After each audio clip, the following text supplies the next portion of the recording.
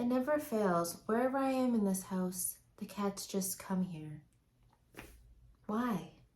Hello. Hello and welcome to my channel. In today's video, I will be talking about the books I read in the month of October. I didn't read a whole lot, but I read a lot more than I thought I would.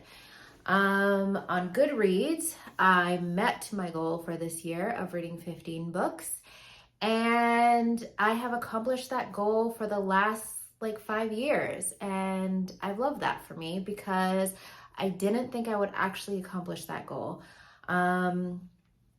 This year I was finishing up my last year doing my master's degree, and it was a lot of work, a lot of time and energy spent doing papers and whatnot.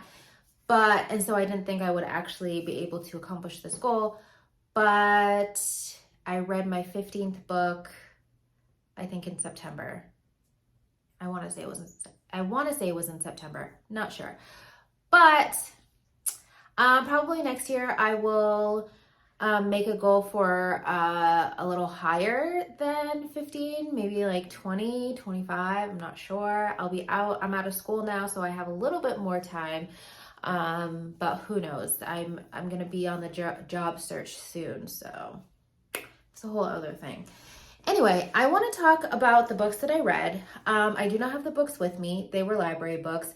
And also with that, when I show the books on camera, the words are all they're not going the right way. So if anyone knows how to fix that, please let me know. But I will be showing a screenshot or do a split screen of the cover of the books while I'm reviewing them, if that helps. Okay, so first, I'm going to start with Night Crawling. I'm going to be really quick about this book because I already reviewed it. If you want to watch several videos back, I reviewed this book. I have my notes here, so if you see me looking down, that is why. All right, Night Crawling is by Layla Motley.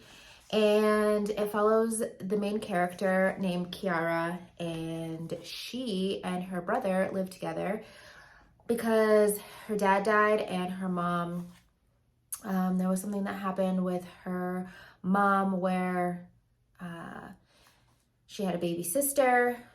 Kiara had a baby sister, and the mom, I'm still unsure of what happened. It fell out the window. And so the mom went to jail for negligence. I believe it was an accident. But anyway, her parents are not in the picture, and her and her brother need to survive. And they're in this apartment. The rent has gone up, and her brother Marcus is not doing anything to help pay the rent.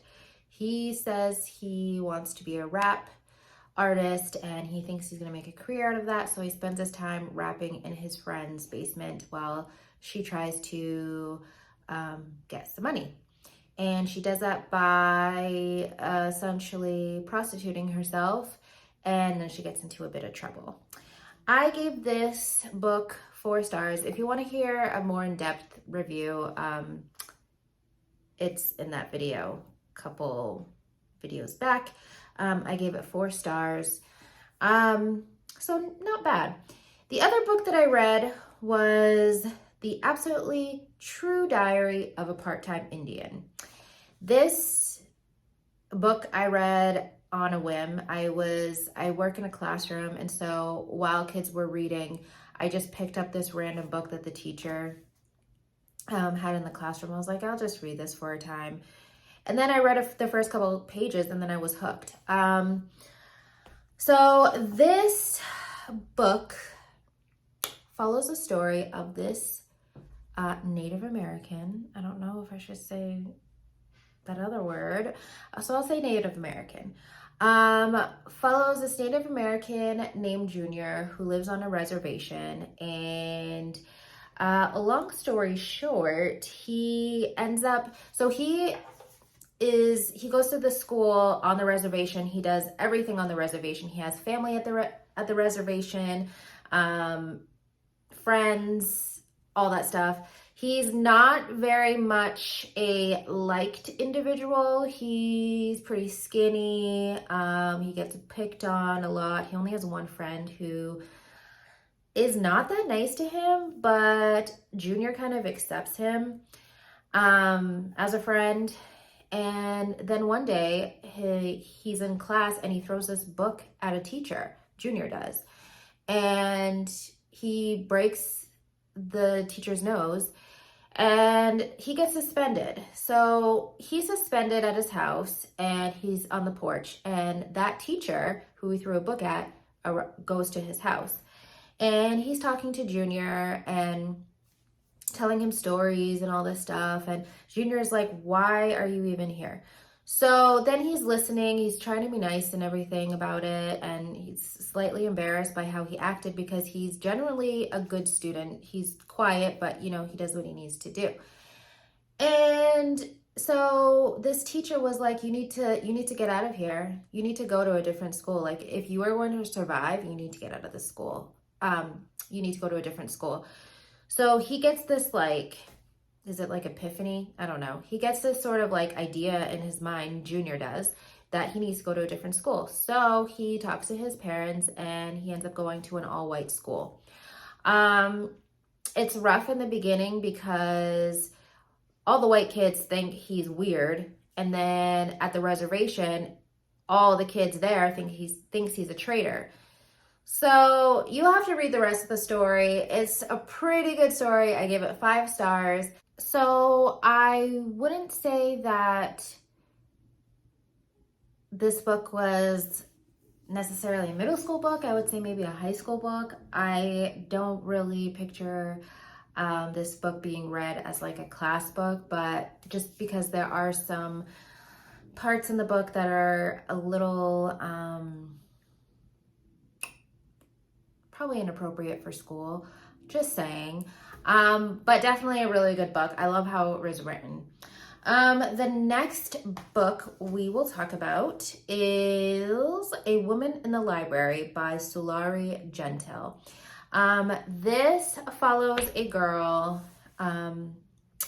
named Freddie. Her real name is Winifred, and she goes to a library and she befriends these 3 people. And it's in the Boston Library, and they're talking and they hear a scream. And come to find out there was a murder in the library. And throughout the book, they become friends, they learn about each other, and you start learning more about the characters, and you're kind of thinking to yourself, who could be the killer? Who is out to get who? Stories start unraveling, and I would say it was pretty interesting. I gave it 4 stars. There was a lot of grammatical errors in the book, and I don't know. It wasn't the best book, but it wasn't the worst book I've ever, and it's 4 stars. It's pretty high, so. I'll be honest with you, I searched online to see who the killer was before I finished the book because I just couldn't wait any longer. Okay, so the last book I'm going to talk about is The Lies I Tell by Julie Clark. This follows 2 female characters named Meg and Kat.